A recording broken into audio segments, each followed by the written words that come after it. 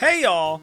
Pokemon Crystal using only one Murkrow was a great way to kick off the Halloween season, so let's continue this week with another Halloween themed Pokemon. This week, I'm going to try to beat Pokemon Crystal using only one Gligar. As usual, the rules are I can only use Gligar in battle, and I can't use any trainer items in battle. By the way, if you like this kind of content and want to see more, be sure to subscribe and check out more of these videos on my channel.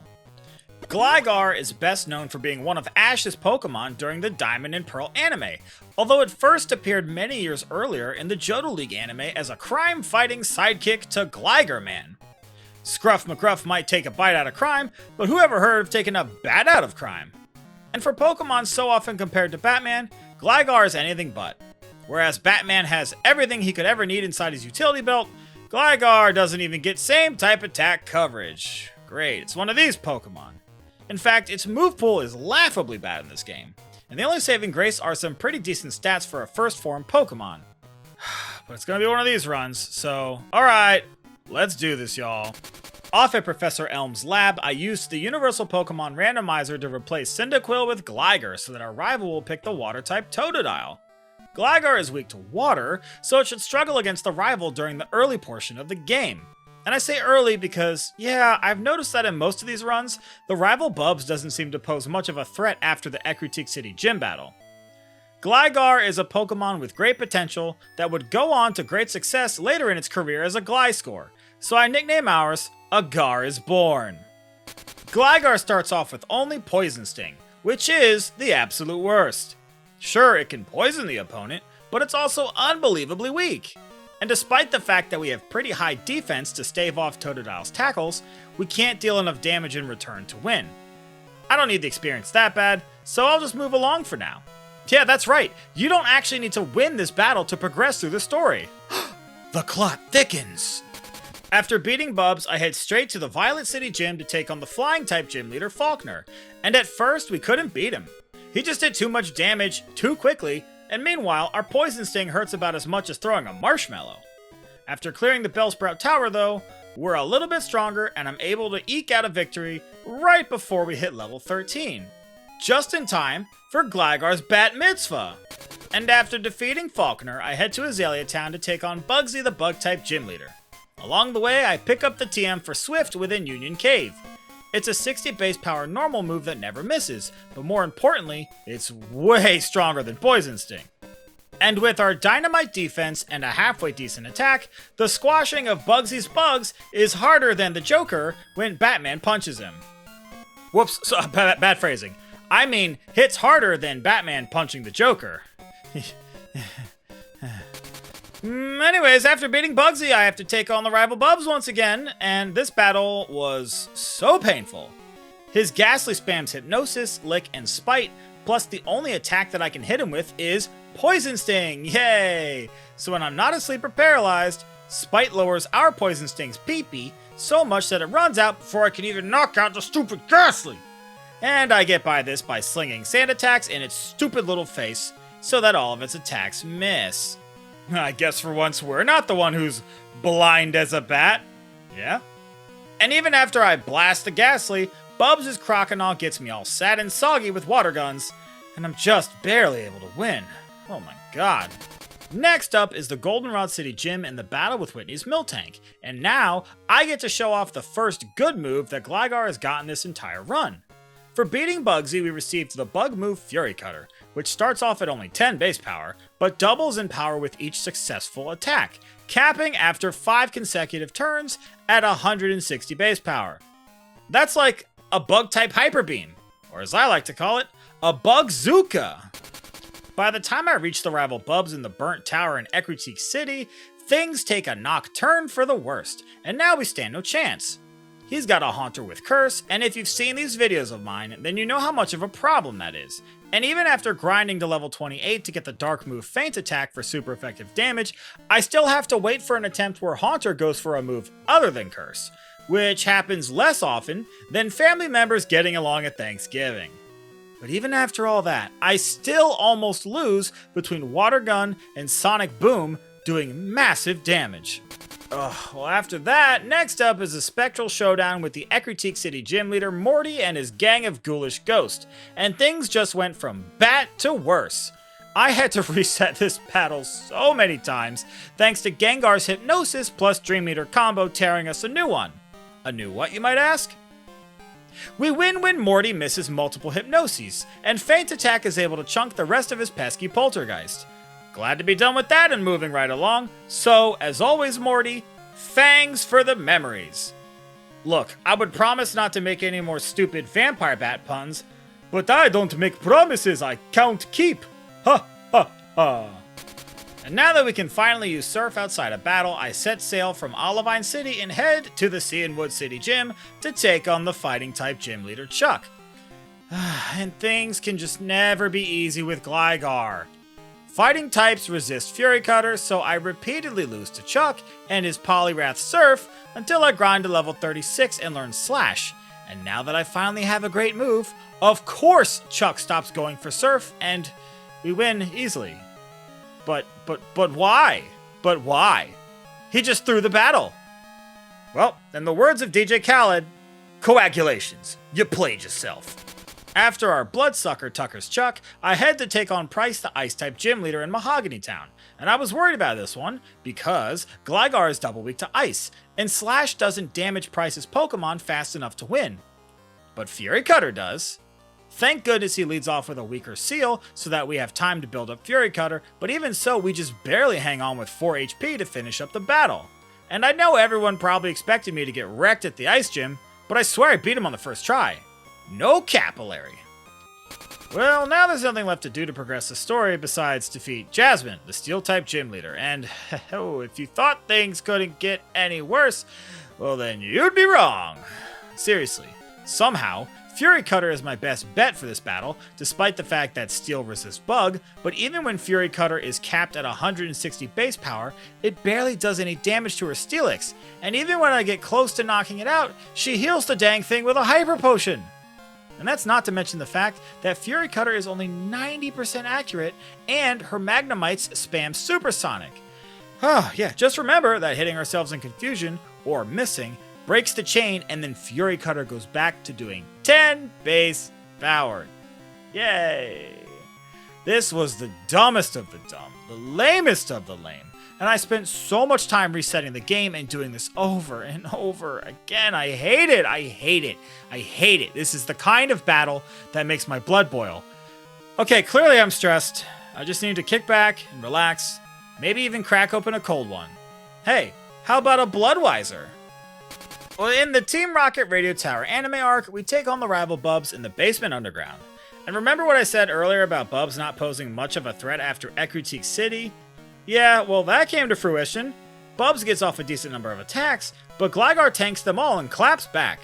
A very easy win, which I welcome after the nightmare that was Jasmine. We beat Bubs so badly with our Vampire Bat that he ends up coughing up blood. Now it's time for the final Johto gym leader, Claire the Dragon-type trainer. And this is honestly the gym I was the most worried about, and that includes Price's iced out crew. Claire's dragons have Surf, which is super effective, and a few even have Ice Beam, which is double super effective. And even at level 50, this one is pretty brutal, but I do see a path to victory. A few levels later, and Gligar has learned the one-hit KO move Guillotine. It's only 30% accurate, but when it does hit, it really helps to deal with her Kingdra, which is the bulkiest of her Pokemon. And combined with a critical hit Slash on her last Dragonair, Guillotine is able to Marie Antoinette us a win. How many other Poketubers you know making jokes about the French Revolution, huh? Before the Elite Four, we traverse Victory Road to take on our rival Bubs one last time. And in a lot of these runs, this battle is pretty trivial, but Gligar's moveset is bad, and I'm an idiot, so I actually managed to lose this one. I used Fury Cutter to try to steamroll his team, but that doesn't work thanks to Golbat. Flying Poison double resists Bug, turning the maximum powered Fury Cutter from 160 base power into a 40 base power attack. So that's dumb. And instead of switching to Slash for the Golbat, I keep clicking Fury Cutter, you know, like a moron. And I even managed to misclick and use Slash on Bubs' Haunter, which doesn't affect it. You know, like a moron. On the next try, I get back to the Magneton with much more health, and since he sent it out before Haunter this time, I don't have to worry about Curse draining our health. We slash and dash our way through Bubs' Magneton, and then feint attack to take out the Haunter as it uses the move Mean Look, or as I like to call it, Resting Lich Face. Here are the stats and moves at the Elite Four. Gligar is level 55, and I've gone ahead and cut Guillotine for Sludge Bomb. It's going to be much more useful and consistent, and provides a little extra type coverage. Still, this is a wonky moveset, with Slash being our best move in general, so I have Gligar holding a pink bow to boost normal moves by 10%. And something about a Gligar wearing a bow just ain't right. Up first is the Elite Four Will, the Psychic Trainer, and most of his Pokemon have lower defense, so I know that Slash will be really useful here, especially since it knocks out the Jinx before it can annihilate us with an Ice Beam. Slowbro can't do much to Gligar, so I go for a Fury Cutter, but decide to change back to Slash once it starts boosting its defense with Curse. Well, it turns out that was a mistake. Exeggutor survives our Sludge Bomb and knocks us out with Psychic. I would have been better going for Fury Cutter anyways, but if you pay very close attention, you'll see that it wasn't in vain. On the next attempt, I get to the Slowbro, and this time, I'm all in on the Fury Cutters, baby! Slowbro's defense boosts are able to stave off Fury Cutter for a time, but that only helps to let us maximize its power before the other Pokemon come out to play.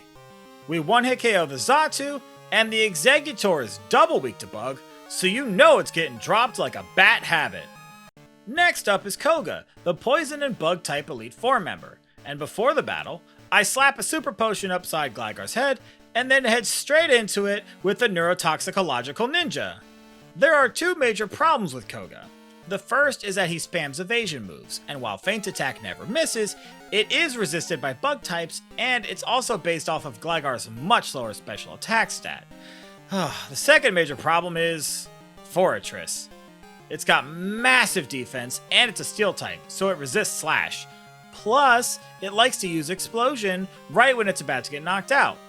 I managed to get past it by critical hitting Slash on the turn that Koga wants to use Explosion, and after that, Gligar's juicy defense and resistance to bug and poison carries us through the battle for a pretty narrow victory. And I'm sure that Koga is upset that our Gligar defeated his Crobat, but just hang in there, man. Things aren't so bad. Next up is the Fighting type Elite Four member Bruno, and his team of Fighting type Pokemon are weak to Flying. But oh yeah, fun fact, Gligar doesn't get any flying moves! Gligar's a blood-sucking vampire bat whose preferred blood type is B-, which is appropriate because that's what its move pool has me doing. Still, since Gligar is a flying type, we resist fighting moves, so this should be pretty easy, right? Except for the fact that Hitmonchan freezes us! Why, Iorta! Alright, so I'm back again, and this time we don't get frozen, and Gligar makes quick work of the rest of Bruno's team. Yeah, turns out that when you don't get frozen, Gligar takes very little damage from all of Bruno's other attacks. And even a critical hit Cross Chop barely blemishes our bulky bat. Well, that's pretty cool. Granted, we finished the battle with only a little bit of HP left, but keep in mind, we took 5 attacks from Bruno, one of those a double super effective Ice Punch, and the other a critical hit Cross Chop. Next up is the Dark-type Elite Four member Karen, and this battle right here is the entire reason I've kept Fury Cutter for this far into the game. A full-powered Fury Cutter can decimate all of Karen's Pokemon, well except for the Gengar who double resist, but I've got Feint Attack for that. I switch out the Pink Bow for the Bitterberry and then head into the battle. Gligar starts cutting furiously, and the Bitterberry heals confusion from the Scumbrion's Confuse Ray. But then, well, we get hit with another one, and that really gums up the works. We manage to not break the Fury Cutter chain until we get to her Houndoom. But, yeah, we take a lot of damage from Flamethrower, and even get paralyzed by her Vileplume. I think all is lost when we reach the Gengar not only paralyzed, but with only 20 HP. But alack and alay! Karen's Gengar's only attacking move is Lick. And I don't know why it doesn't have Shadow Ball, but, you know, Morty the gym leader does. But still, Lick does so little damage that we survive 3 of them to clutch out an absolutely ridiculous victory. Oh, Karen, what a dingbat. Now it's time for the champion battle with the last member, Lance the Dragon Master. I use a full restore to recover Gligar after that preposterous battle with Claire, and then I go ahead and replace Slash with Return. It might seem crazy since critical hits are, pretty great, but they happen infrequently and Slash is normally 70 base power, whereas Return is 102. I need consistent damage output against Lance's dragons. Think of it this way. 2 returns do insignificantly less damage than 2 slashes when one of the slashes is a critical hit, so might as well just go for returns. And with Return, I'm able to consistently 2-hit KO Lance's Gyarados, but then he sends out the first of his Dragonite. And the problem is that the only time I can get past this Dragonite is when it misses Blizzard, and when it doesn't, Gligar gets Frostbat. With 5 additional levels, yay, Gligar is finally able to just barely survive a Blizzard. But even so, with 99% of our HP gone, there's just no way that we're gonna win this battle. Nope, not even close. 2 more levels and I'm back in the saddle again. And this time, we get a fortunate Blizzard miss, and with plenty of health left intact, Gligar begins to pick off the rest of Lance's Pokemon with Return. Lance's Charizard does a lot of damage with Flamethrower, and then his final Dragonite lands a massive Outrage to bring us incredibly low on health. Gligar toughs it out though and manages to just barely scrape by it with a 2-hit KO Return, winning the battle. And with Lance defeated, we have conquered the Pokemon League, but the run isn't over yet. I'm always going to consider beating the final Trainer Red as the final boss of the run, unless of course a Pokemon is just impossibly bad. And Gligar's not great, but it's not that bad. Now it's time to head to Kanto. So, we trot from one side of the Hemoglobe to the other to take on their 8 gym leaders to earn the right to challenge Red atop Mount Silver. The first 7 gym leaders were not much trouble at all, so now it's time to take on the final Kanto gym leader, Blue. He has a team of pretty strong Pokemon, but weirdly enough, Gligar is actually well equipped to deal with them. This is especially true after we acquire the item Leftovers and give it to Gligar to hold, and with it we're able to recover a little bit of HP every turn, and our defense is so high that against Pokemon like Pidgeot and Rhydon, we actually recover more health than we take in damage, and that's pretty cool. His most threatening Pokemon is by far and away the Arcanine? Yeah, you'd think it'd be the Gyarados, but Gyarados wastes its only chance to attack by going for Rain Dance instead. And Arcanine's Flamethrowers prey upon our lower special defense stat, but even so, you can't stop the bat. And we beat Blue faster than a bat out of hell. But enough meatloafing around. With all 16 badges in hand, it's time to take on the final trainer, Red, atop Mount Silver. And his Pokemon is super tough, but his Pikachu can't do anything to us. We're immune to electric moves, and his quick attack does basically no damage. So, his Electric Rat is the perfect opportunity to set up the move Curse. It raises our attack and defense by 1 stage, while lowering our speed by 1 stage. So even if Pikachu lands a Charm to lower our attack by 2 stages, it's really not hard to fully maximize our attack stat, it just takes a little longer. With that, we should be able to easily 1-hit KO all of Red's Pokemon with Return, if we hit first. Yeah, it turns out that the speed reduction is kinda bad for Gligar, since Blastoise moves first and 1-hit KOs it with Blizzard. Yay! 18,000 attempts later, and the Blastoise misses a Blizzard, and I land a max attack return, and it survives? Oh crap, I guess we're not as strong as I thought we were. Okay, so looks like we need some more levels, and the best way to grind levels is either repeatedly challenge and defeat the Elite Four, but that's difficult and has unskippable cutscenes, or beat up Pokemon inside Mount Silver, which are a lower level and give less experience, but they're defeated quickly. Honestly, both options are crap, so I don't prefer Guano over the other. As for this time, I guess it's back to bashing Pokemon in the cave until we hit level 78, at which point, assuming Blastoise misses a Blizzard, Return is a 1-hit KO, and we can finally try to knock out some of Red's other Pokemon. Espeon comes out next and sets up a Reflect, having the amount of damage our physical attacks inflict. Wow, that was actually a really good play, Red.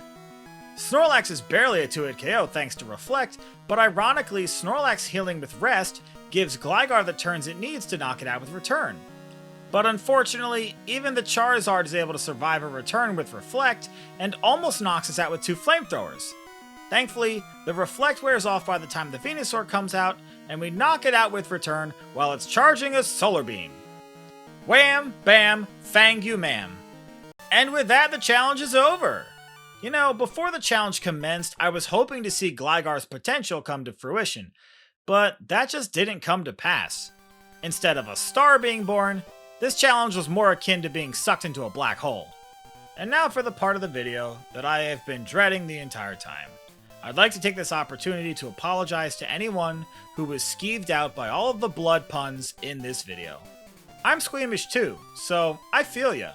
And as for Gligar, hemophilia too. As always, I want to thank you for making it to the end of this video.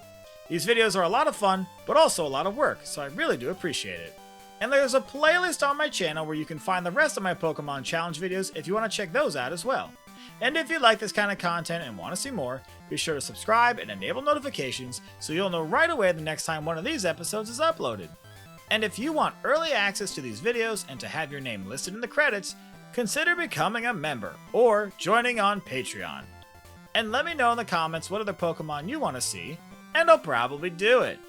Next week, I'm going to continue the Halloween fun by beating Pokemon Crystal using only one Mischievous. This one was not fun for me. I need a nap. Alright, until next time,